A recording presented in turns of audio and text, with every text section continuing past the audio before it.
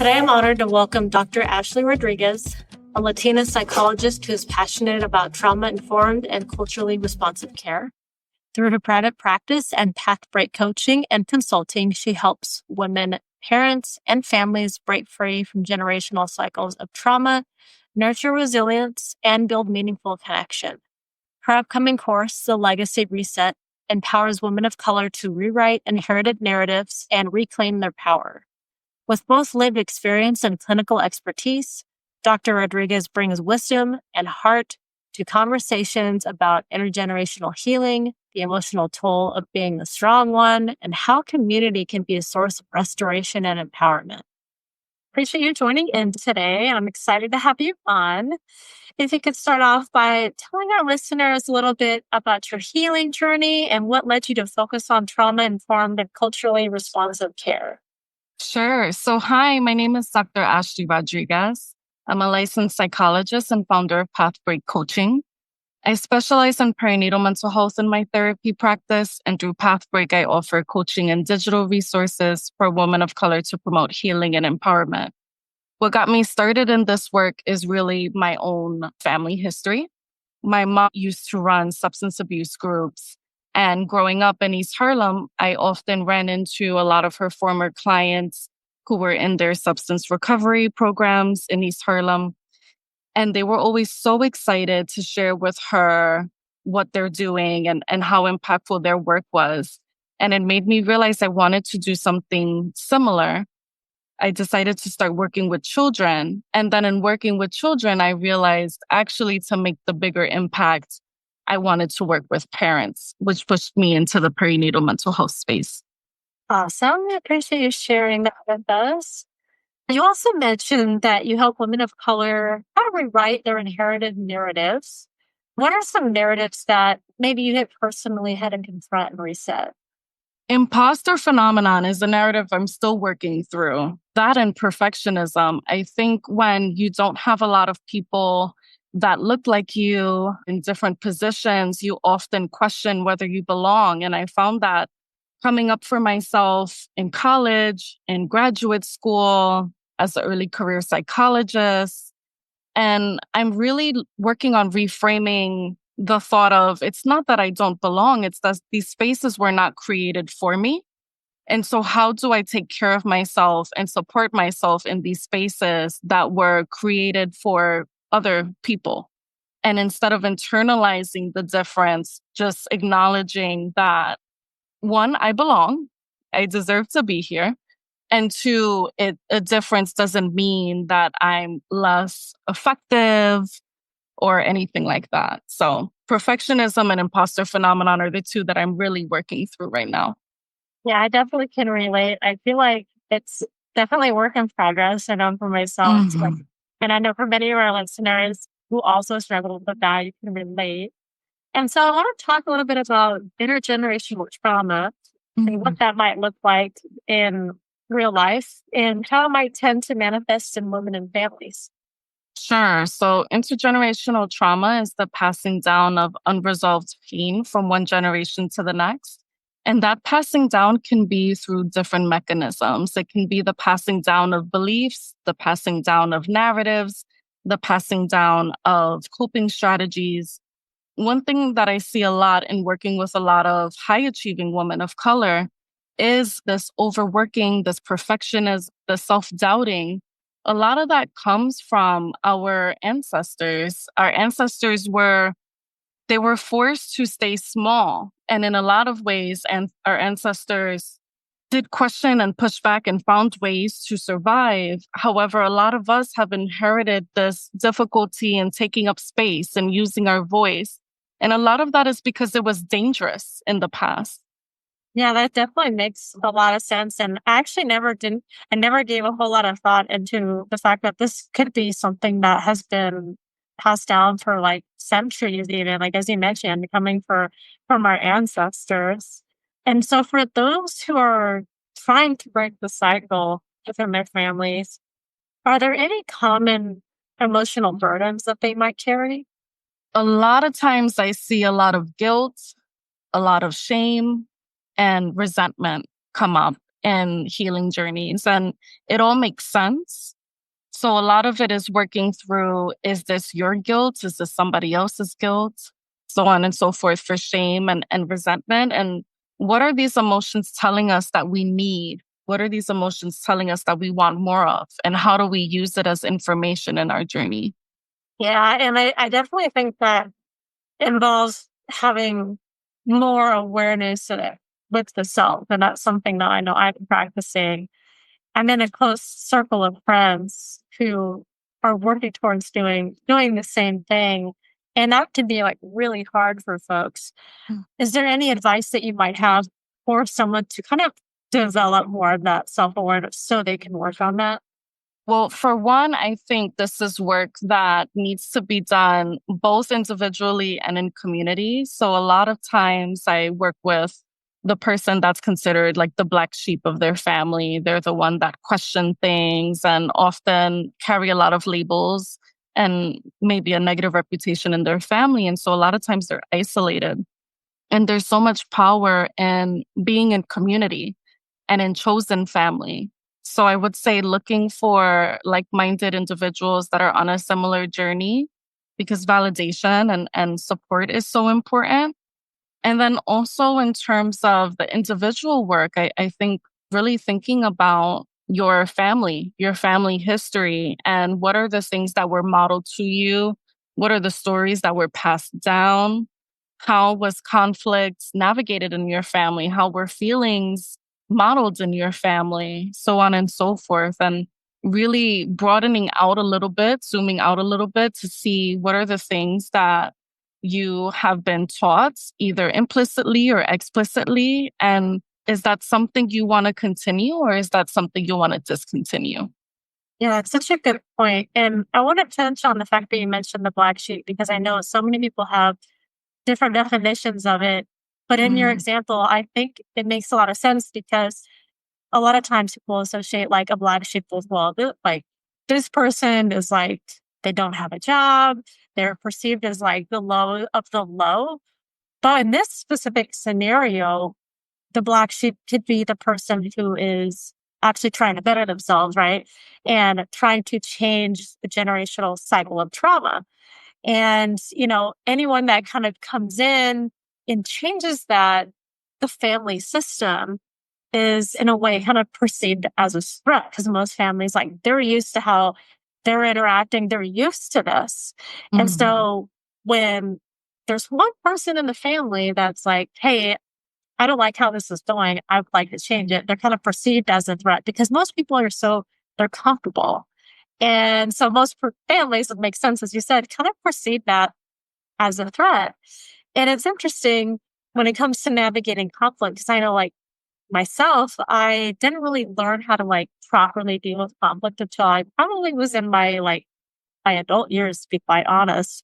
Just because like within my own family system, conflict was either you didn't talk about what was bothering you, or it was yelling, it was hitting, screaming, all of that bad stuff. So going on into adulthood, that's something that I quickly had to like learn to like unpack and undo because you can't really function like appropriately in society having this set of skills. And it's really hard because it's like all you know.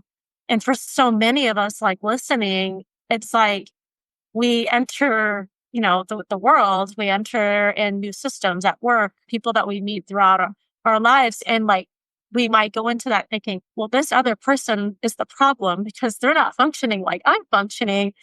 mhm, And I know for myself, it took me many years to really realize that, oh, the way I approach like relationships and communication, like this has been like in my family system has been all wrong. Yeah. I feel like if you're able to identify it earlier on, the easier it's going to be to change it.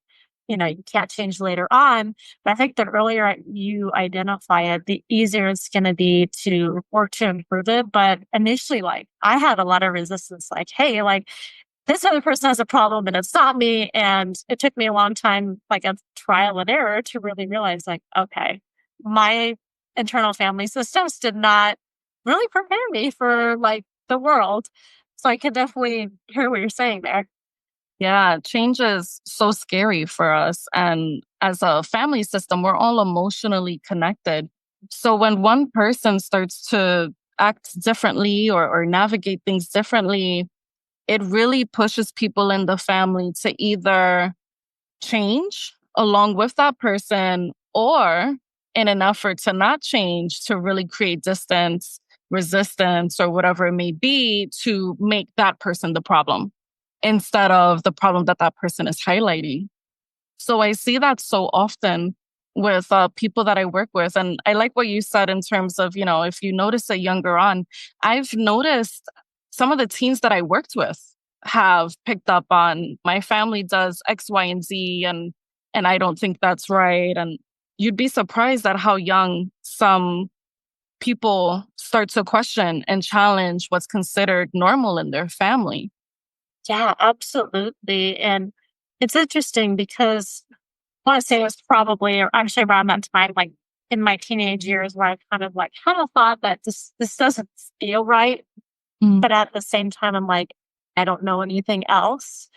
And I left home at 18. So I think honestly, kind of breaking away from that and being out in the world, of course, therapy too, really kind of helped me learn proper way tools of communication and building healthy relationships. And yeah, like as you said, like I think so many people are, I think even more so now are becoming more and more aware, especially with this information, like being at our fingertips is like more accessible than Mhm. ever with the internet and all of these things to kind of like really identify like these unhealthy patterns. Thinking about the strong folks within family systems, why do you think it might be so common for women of color specifically to kind of take on these roles? And what toll might you say that might take emotionally and physically? I think as women of color, we're taught to take care of everyone. And when we think about it historically, our ancestors were taking care of not only their families, but also, like, let's say, in terms of like slavery, taking care of slave masters' children, so on and so forth. They had so many responsibilities, so little space for themselves. And we're taught to continue to put everyone before ourselves. And unfortunately, the toll is, I mean, it could be so many different things if you think about it. I see a lot of women who've reached their breaking point and emotionally are struggling. I also see a lot of women, when you think about it, a lot of women of color are at a higher risk of different health conditions. And there's research to back that up. And so there's physical toll, there's the emotional toll, and then there's the guilt for women who want to do something different and want to start asserting themselves and creating boundaries and have more reciprocal relationships. But when their family members or their loved ones are not used to that, there's so much that comes up with that. Yeah, 100%. And it's interesting because like we kind of talk about like community and how it's so much more important than ever. And I'm kind of thinking back to like, the physical till I know Mhm. for myself, like having experienced like childhood trauma. And I had in my childhood, I dealt with a lot of anxiety and depression. And I remember like in my 20s, I was diagnosed with IBS, and it wasn't until later that IBS can be linked with like a variety of anxiety disorders. And this kind of goes back to where like how a lot of these factors play into like our physical health and burnout specifically too. And I think there's not enough awareness to like emotional burnout. And I can be like Mhm. within our family, our partnership and these different things is that women and women of color too are like struggling with this. And, we're going to the doctors and a lot of times we're told that they don't know what's wrong or they can't find anything. And I kind of went through that too. And I'm like, well, having these symptoms though, and I'm having these physical symptoms. A lot of times they can't be identified and that can be like really, really difficult and Mhm. and challenging. But I want to go back to community because I know that's something I have been actually trying to work on specifically this past year and kind of recultivating my community. because like anyone throughout adulthood, we're always, faced with, making new friends because a lot of times, we have friends that move, they have families and different life obligations. And so sometimes we might be the ones that might move and we might need to make new friends and meet new people. That could be really hard, especially for someone who maybe they are coming out of maybe a toxic relationship or a childhood home, and they're not quite sure that, you're still working on yourself, but then like you're feeling lonely, you're feeling isolated, but then you may not feel quite ready to be at a place where you could have healthy relationships. Is there anything you might suggest or any tips that you might have for someone who might be in that scenario? Yeah. Well, one, just validating that it's difficult. Friendship in adulthood is really hard. And we don't talk about the challenges that come up with so many different transitions in adulthood. I feel that for a lot of women that have histories of childhood trauma and histories of invalidation, one of the best things they can do along their journey, and of course it's ongoing, is work on self validation. And that's simply being able to tell yourself that I feel insert feeling because of insert situation, and not, argue with yourself, not minimize it. Literally, you feel this way because of whatever it is, and that's okay. Your feeling is valid. I actually have a ebook all about rebuilding healthy relationships because I see this so often, not only in our romantic relationships, but in our friendships.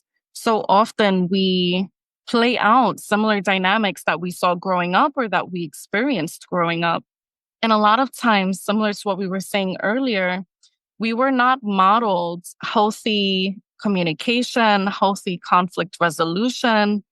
Instead, maybe we saw growing up people shut down or people really escalate or people never take accountability for what they've done. And we just like push it under the rug and keep it moving, whatever it may be. So many of us have not been taught how to safely feel our feelings. And that ends up impacting our relationships as adults. 100%. And I feel like I know for myself and many of our listeners can highly relate to that. And I know like it was very pervasive in my own family, like whether if it wasn't like being the instigator and the yeller, it was either like that or shutting down. And that could be really, really challenging, especially like in a friendship or relationship, because it's like you're really, I think in friendship specifically, you're really wanting to be liked. You're wanting that validation for in a way from like a friendship. And it can be really hard if we're perceiving the other person is maybe not accepting of us. And I know like I spent so many years in the midst of like my home life. It was really challenging for me to like make friendships as a child because of that reason. And so once we kind of hit adulthood, we're just like in a different phase of life. And, we're not seeing these same people every day at school or at work or whatever it is. We're not. So it has to be like more intentional and having a lot of that kind of like empathy for ourselves and like for other people. And just kind of knowing that like we are human and are going to experience a wide array of emotions at any given time. And I like that you mentioned it, like taking that moment to go inward and validate whatever it is that we're feeling, regardless. Maybe someone else has minimized it or said, no, you shouldn't feel this way because of X, Y, and Z. And I know like the dynamics in my own family of things happening and being minimized and not ever really addressing the issue was very pervasive. And even sometimes to this day, a lot of things just like get swept under the rug. They never get brought up again. And there's this feeling of, okay, even though it's not specifically, oh, you just get over it, it's done. It still kind of lingers. Like there's still a lot of unresolved for folks who are continuing to experience that, especially like within your own, like your family systems or in a relationship. And that can be really challenging. And so when we think about community for someone who might feeling isolated or unsupported, where might you advise that they start and kind of building those restorative connections? I think starting off with identifying what your values are is always helpful. So if social justice is a value of yours, if reciprocity is a value of yours, whatever it may be, the more aware of what your values and your moral compass is, the more likely you're going to be able to connect with people that are like minded. So that internal work first. And then I think it's also knowing what is healthy and not healthy for you in a relationship. So I work with adults sometimes that have very little tolerance for mistakes in relationships. And in any relationship, you're never going to be on the same wavelength at all times because you're two different people with two different worldviews, two different sets of lived experiences. Somebody is going to be mismatched at some point. And so some of it is learning how to handle repair in a relationship and then knowing what is your limit for repair and what is something that you can work through and something that you can't work through. So having those non-negotiables in a way. And then what is not necessarily a non-negotiable, but maybe what is, a yellow flag? And what are your green flags for relationships? And then also just knowing the places to put yourself out there in terms of connecting. If you have different hobbies or interests, maybe going to places with that so that you can connect with like-minded people. And then lastly, I would say be patient. Relationships are challenging and it takes two. And so if you feel that the other person isn't carrying their weight or pulling their weight, being mindful of that and auditing your energy, so to speak, when you're connecting with people. Yeah, this is such a great thing to keep in mind, especially when we're thinking about relationships and coming from our own traumas. And a lot of times we might just be so quick to be like, oh my gosh, we might think it's a red flag. Like it could be like a very small thing and we're triggered from something and like, oh my gosh, this isn't working. And like very reactive and quick to jump to conclusions. And we may have not necessarily vocalized our needs or really discussed this issue with that person. I've known people throughout my life who have struggled with relationships for this reason. And it might be like the smallest thing that might set them off. And they're like, oh my gosh, we're not matched, like because you did X, Y, and Z. And that can be difficult when you're dealing with triggers. But like as you were mentioning and thinking about like the green, yellow, and red flags and kind of thinking about like the different things that we're looking for or that are non-negotiables is like really, really important. And so that way we are able to better communicate. It's like, oftentimes that other person isn't intentionally trying to set us off or make us upset, but it's really about like how you communicate your specific needs. And so to kind of speak on the importance of integrating our mind, body, and spirit when we're healing from that trauma, can you kind of talk a little bit about that, especially as it pertains to women of color? Yeah, I think a lot of us have been separated from spiritual practices that our ancestors practiced purposely. When we think about, let's say, for me, for example, I am Latina. And so when I'm thinking about colonization and slavery, my ancestors were forced to convert to Catholicism. And a lot of practices were considered demonized. So I think in thinking about healing and thinking about mind, body, and soul, a lot of it is thinking about what resonates with you, being curious, knowing that there isn't one way to heal. I see a lot of times there's this over promotion of certain techniques, but not everything works for everyone. And I really believe in the power of rituals. So let's say, for example, you really respond well to sound healing.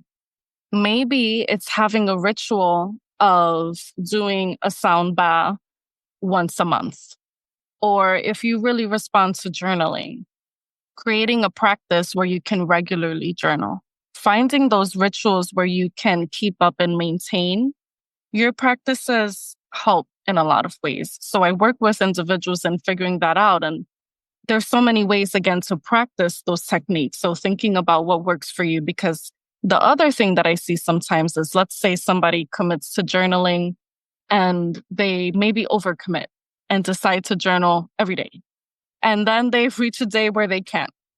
And then they feel all this guilt for being off of their plan. So part of it is also thinking of what's sustainable and what's realistic, and that we might have a setback. And how do we then pick ourselves back up after that setback? Because life happens. Yeah, absolutely. And I want to talk a little bit about your course, The Legacy Reset. Can you tell us what inspired it and maybe what women can expect to take away from it? The legacy reset is really inspired from my clinical work with individuals and families. And I've just been thinking about what are the techniques, what are the skills, what's the information that I give most of my clients? What are the things that come up most often? And how can I help share this information? And so a lot of it is just what I've noticed people have struggled with time and time again. And so that is really mapping your history and thinking about your family history. I love thinking about family systems because so much comes through our family. And a lot of times we don't think about it because it's considered our normal. And so when we start talking about it and being curious about it is when we can start to see patterns that have impacted us in ways that maybe we didn't realize. And then being more curious about emotions and not as judgmental about emotions. So often I hear people judging themselves when they're talking about feelings. Feelings aren't good or bad, they're communicators. So being more open minded to that, focusing on relationships and boundaries. I feel I always talk about boundaries with clients because it just comes up so often as a need for women of color. And really, what I think people can get from it is one, community, not feeling alone. So having like minded individuals on their healing journey supporting them. Two, increased awareness. And three, skills. Yeah, absolutely. And I want to go back to what you said because it's so important in not labeling our feelings as good or bad because it's like so important because like what is perceived as such as like say negative emotions like anger or even sadness and kind of like having those labels where I associate them as bad. Oh, well, I'm not supposed to feel this way rather than, as we are mentioning before, like kind of taking that time to sit in the moment because I do think there is a lot of what they call toxic positivity that kind of goes on like, oh, we're expected to be happy and smiling all of the time. And so the idea is there, but like the execution, not so much because it is normal and it is healthy for us to feel these other quote unquote negative emotions too. And I like how you mentioned to not put labels on them. Like it is what we're feeling is what we're feeling and it's valid and not to associate them like, oh, this is a positive feeling. This is a negative feeling. And just these are our feelings and they're all 100% valid. And I think when we kind of get into the mindset of I'm not supposed to feel anger or I'm not supposed to feel sadness and thus we're trying to like avoid our own emotions. And so kind of thinking about that, are there any common inherited beliefs or generational scripts that you might see women of color carrying and how might they begin to rewrite them? I can't necessarily think of scripts generationally. I think it's societal and generational, I guess, of just focusing on the positive. And I think there's a fear of staying in intense feelings. I think there's a worry about what would happen if you stayed with an intense feeling. And the reality is when you give space for an intense feeling, it passes. And by suppressing or avoiding our feelings, we are just pushing it down. But the reality is the feeling has a way of coming back up to be felt, to be experienced, because that's what it needs. And I work with individuals that sometimes have so much anger, so much rage from pushing down and suppressing feelings for years, or from being in relationships where they have not communicated their wants and needs for years. And so then they've developed this really deep-seated resentment. And so what I like to teach individuals is that our feelings, one, they pass like a wave if you let them, if you give them the space. And they have a purpose. And so instead of worrying about whether it's good or bad, let's think about what is this feeling trying to tell me? Is it trying to tell me I feel like I was wronged in this situation? Is it trying to tell me I wish I had more of something else, right? That comes up like with jealousy and envy. A lot of times people feel like that's like inherently bad, but maybe that's trying to point you into a different direction. Maybe it's trying to show you that you want more of something else. And so just giving the feeling the space helps you identify what the purpose is of that feeling for you. Absolutely. And that's so well said. And kind of thinking about that, is there a favorite exercise or maybe journaling prompt from Legacy Reset that maybe we can share with our audience? In terms of exercises, I just love the idea of experiencing your feeling like a wave. And so personally, I always feel at ease with nature. And I've heard a lot of people say that, whether they're in green space or near water, they feel calm. And so I like to think of emotions, and this is a DBT concept of ride the wave, of thinking of your feelings like a wave and visualize the feeling as the wave and visualize it crashing. It's eventually going to crash. It's not going to stay at its heightened state forever. And I think a lot of times people like that kind of imagery or visualization. It resonates with a lot of people. Yeah, I know for me, it's definitely like the ocean that really brings me a sense of like peace and calm. And it's like my most favorite place to be. But kind of when thinking about therapy specifically and practicing these exercises, is there any specific thing that someone might want to look for when maybe trying to find a therapist or a coach that really honors their culture or identity and trauma history? For therapy, I always tell people when they're trying to figure out if I'm a fit or not, it's like dating. You want to take your time to find the right match. And that may mean going on multiple consultations, and that's okay. I think the more aware you can be of whether you want a more structured experience, whereas maybe like there's an agenda, maybe you have homework in between sessions, sort of knowing what the plan is going to be helps anchor some people. And for other people, they want it to be free flowing and what came up that week and for it to be more dynamic in that way. And the more awareness you have of what kinds of session is more your style, I think the better you will be in finding a good match. The other way is experiencing it and then seeing if it's a match or not. And it's totally okay to stop working with a therapist if it's not a fit. That comes up a lot. I think sometimes I've had clients that felt like maybe that's the way that I worked with them wasn't what they were looking for. And sometimes there's just so much guilt or fear of saying that out loud. And so then it's my responsibility as a therapist to name it and to be curious together and figure out what they are looking for. And I think also thinking about in terms of fit, do you want a therapist that is going to be open about some of their identities that are shared with you and not shared with you or not? And some people would rather not know anything about their therapist and others would rather know more about their therapist. So having that awareness and then asking that during your consultations to get a sense of if they're aligned with you or not.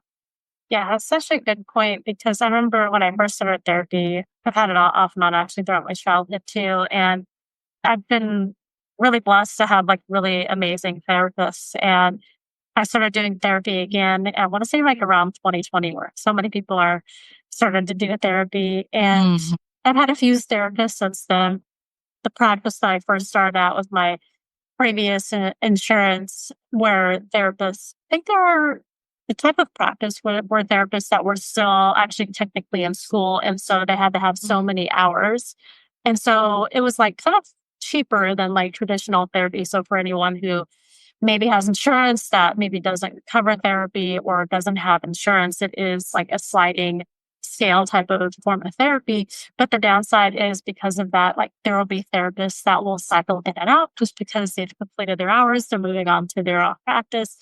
And Right. so then I moved to another practice after that, after my insurance changed.